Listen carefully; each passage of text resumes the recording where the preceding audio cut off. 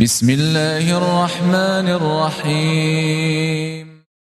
Jangan lupa subscribe ya. Ada seorang namanya Abdullah.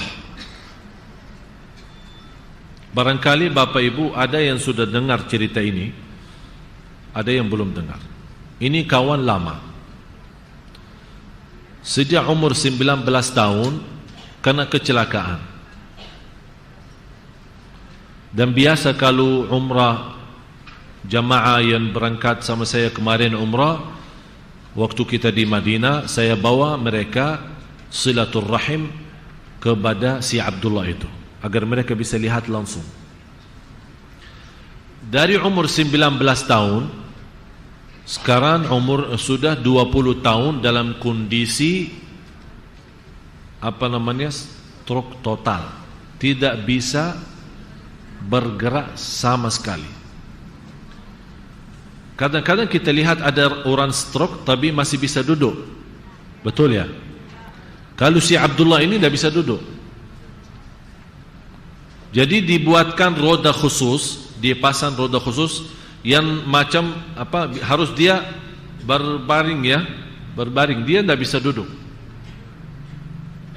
Yang hanya bisa bergerak dari yang dia punya adalah lidahnya saja. Sudah Bapak Ibu dalam kondisi dari umur 19 tahun, dalam kondisi ini sudah 20 tahun. Pernah saya bertanya sama beliau, inilah yang Bapak Ibu yang mengikatkan cerita ini dengan doa yang tadi, Allahumma a'inni ala dzikrika, kita mohon pertolongan Allah. Saya bilang, Abdullah, kalau masih ada kesempatan kamu berharap sama Allah, kira-kira kamu harap apa? Dia ucapkan, saya harap 3 hal. Mohon Bapak Ibu kasih perhatian, dengar baik dan hadirkan qalbunya, dan dengar apa yang diharapkan oleh si Abdullah ini. Yang pertama, dia harap kembali normal dan sehat, walaupun 1 jam, agar bisa menikmati sujud.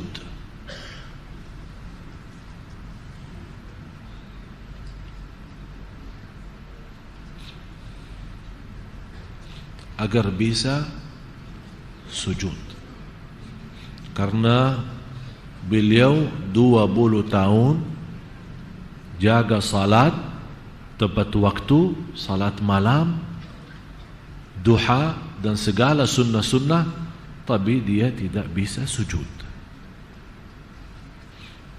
Berapa di antara kita, anak-anak kita, sahabat kita, keluarga kita yang Allah masih berikan umur tapi memainkan, meramaikan salat.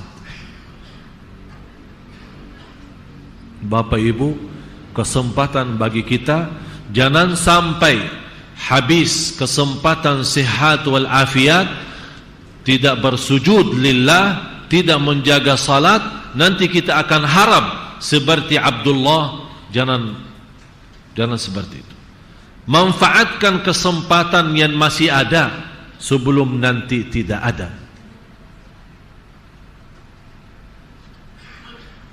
Menurut saya, orang yang diberikan oleh Allah umur dan sehat wal afiat, dan dia ketiduran subuh, memainkan salat, dan tidak pernah menjaga salat tahajud, atau tidak salat sama sekali, hanya Jumat seminggu sekali, sungguh orang itu sombong. Dan kita tahu orang yang sombong berani lawan Allah, dan barang siapa yang lawani barang Allah dalam kesombongan tidak akan masuk surga.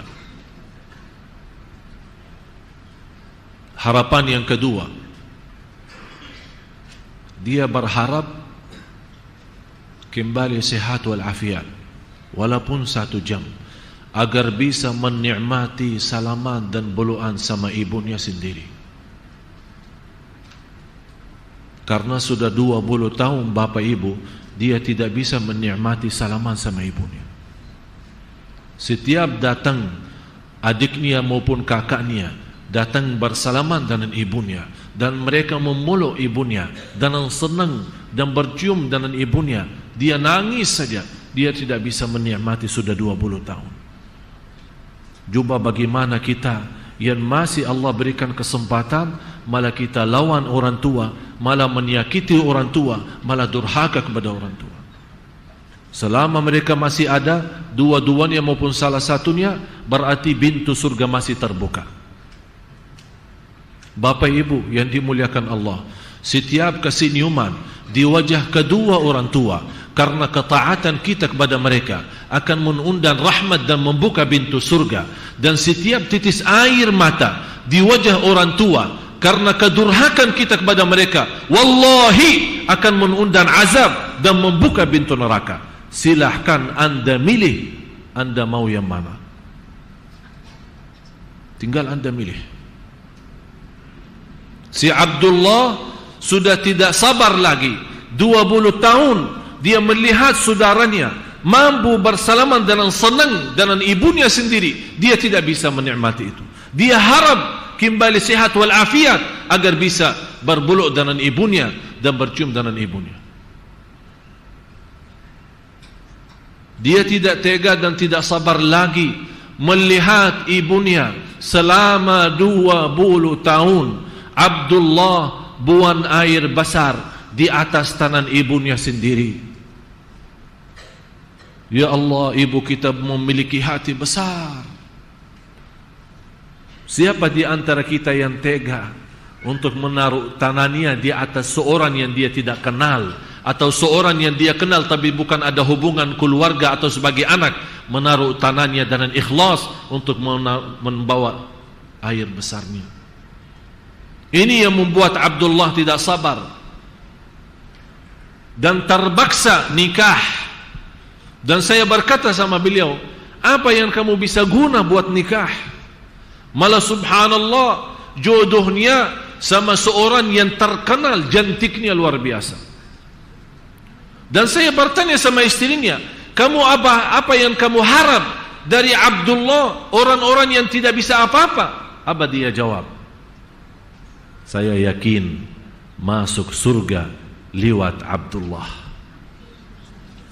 Kata seorang istri yang luar biasa, cantiknya masih muda, tapi dia tahu suaminya tidak bisa apa-apa, dan suaminya memaksa diri untuk menikah walaupun tidak mampu apa-apa, karena dia sudah tidak tega untuk membuang air besar di atas tangan ibunya. Bapak Ibu manfaatkan kesempatan yang masih punya orang tua, yang masih memiliki orang tua. Wallahi kesempatan kita bisa dengan mudah masuk surga Allah. Segala ibadah kita diterima kalau orang tua kita ridha dan senang.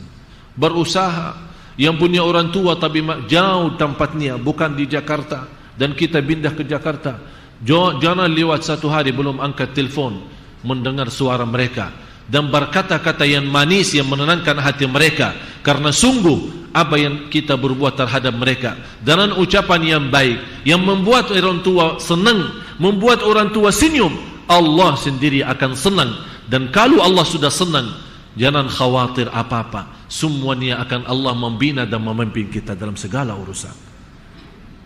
Tapi sebaliknya, kalau kita orang yang durhaka, malah menyakiti perasaan mereka, segala ibadah kita, termasuk haji dan umrah, termasuk baca Quran, termasuk puasa dan sedekah, tidak ada gunanya dan artinya di sisi Allah, karena mereka orang tua belum ridha.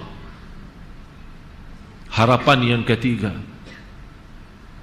beliau ingin kembali sehat walafiat agar bisa memegang kitabullah dan membolak-balik dengan tangannya. Masya Allah, Abdullah harap kembali sehat walafiat biar bisa bolak-balik Al-Quran dengan tangannya yang saat ini tidak bisa apa-apa. Berapa di antara kita yang sudah sehat walafiat jarang megang kitabullah, kecuali lagi saat butuh, punya masalah kemiskinan baca Al-Waqi'ah, punya orang meninggal baca Yasin, Bunia orang lagi hamil baca surat Maryam maupun surat Yusuf. Habis itu sudah kita. Padahal Allah memberikan kenikmatan tangan dalam kondisi sehat. Ini Abdullah yang sudah bapak ibu 20 tahun. Dia tidak bisa megang Quran. Dia punya harap bisa megang dan membolak-balik halamannya. Saya nasihati bapak ibu, saya mohon dengan segala hormat, jangan lewat satu hari belum megang kitabullah, walaupun baca satu ayat. Satu ayat kita tunjukkan kepada Allah, terima kasih Allah, engkau memberikan anugerah taufikmu dan memberikan kepada kami sihat wal afiat. Masih engkau mengizinkan kami berzikir kepadamu, masih mengizinkan kami masih punya umur. Ya Allah, kami tunjukkan, membuka hari kita, membuka hari kami ya Allah dalam membaca kitabmu, walaupun satu ayat, tapi istiqamah lebih baik daripada banyak ayat tapi terputus.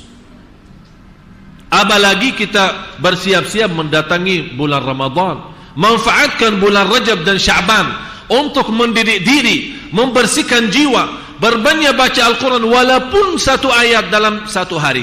Baca, menjaga salat malam walaupun 2 rakaat tutup dengan witir. Dan salat malam bapak ibu, indahnya salat malam dimulai dari habis Isya sampai subuh. Jadi tidak ada waktu yang terbatas. Kenapa? Karena Allah Maha tahu. Ada di antaranya yang suka malam terakhir atau di akhir malam dia bangun tapi ketiduran. Ada di antaranya yang barangkali sibuk, begitu pulang ke rumah ketiduran. Jadi Allah mengizinkan salat malam dari habis Isya sampai subuh.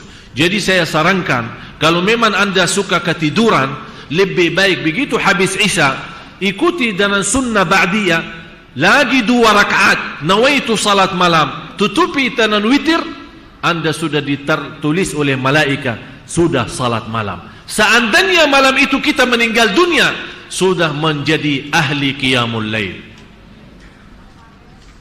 Masya Allah.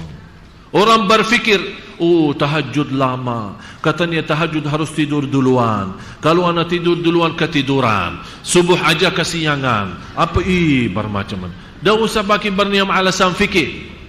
Salat malam boleh mulai habis Isya sampai subuh.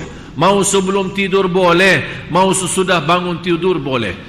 Kalau tidak mampu salat malam sama sekali, jaga witirnya. Jaga witir, jaga witir.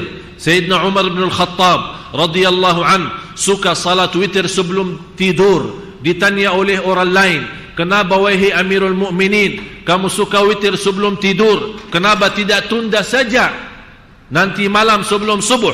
Kata beliau, saya witir duluan. Kalau seandainya saya meninggal dalam keadaan tidur, sudah menjadi ahli witir.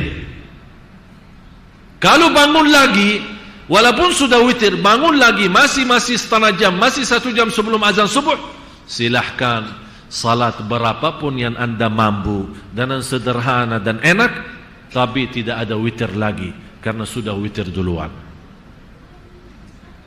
Semoga Bapak Ibu, apa yang saya sampaikan bisa menjadi bahan bermanfaat bagi kita, bisa memberikan wawasan dan mensadarkan kita kembali. Bapak Ibu, saya tidak harap ada di antara kita menjadi Abdullah baru dia punya cita-cita dan keinginan. Padahal Bapak Ibu, Abdullah ini yang sudah 20 tahun dalam kondisi itu, yang tidak bisa megang Al-Quran, sudah berhasil menghafal Al-Quran 30 juz. Kalau dia punya alasan di hadapan Allah, ya Allah saya tidak bisa megang Al-Quran, ya Allah saya tidak punya siapa-siapa yang membimbing saya untuk baca Al-Quran, masih kita punya alasan. Tapi bagaimana kita yang sehat wal afiat, kalau ditanya nanti di hari kiamat oleh Allah, kenapa bertahun-tahun kita diberikan kesempatan tapi kita tidak membaca walaupun satu ayat? Bapak Ibu, marilah kita buka halaman baru sama Allah, supaya insya Allah Rajab dan Sya'ban kita benar-benar memiliki persiapan masuk sekolah Ramadan. Dalam sekolah Ramadan kita insya Allah semua yang hadir mendapatkan ridha Allah dan dijauhkan oleh Allah dan dibebaskan dari neraka Jahannam. Itu ujung-ujungnya di bulan Ramadan. diselamatkan oleh Allah dari neraka Jahannam. Jangan kita orang begitu datang bulan puasa membaca Al-Quran hanya di bulan puasa, begitu habis bulan puasa kita taruh lagi di dalam lemari, insya-Allah ketemu bulan puasa yang akan datang. La haula wala quwwata illa billah. Siap jamaah sekalian? Jangan insya-Allah. Siap. Baru insya. Kalau bilang insya-Allah siap berarti belum siap. Insya-Allah. Terus gimana? Insya-Allah. Sudah faham? Insya-Allah. Kapan? Insya-Allah. Mulai insya-Allah. Jadi insya-Allah mulu dah akan terjadi. Tapi kata Allah, fa idza azamta fatawakkal 'ala Allah. Berazam dulu, siap dulu, ada kemauan dulu, baru minta tolong kepada Allah. Semoga Allah berikan kepada kita semua pertolongannya.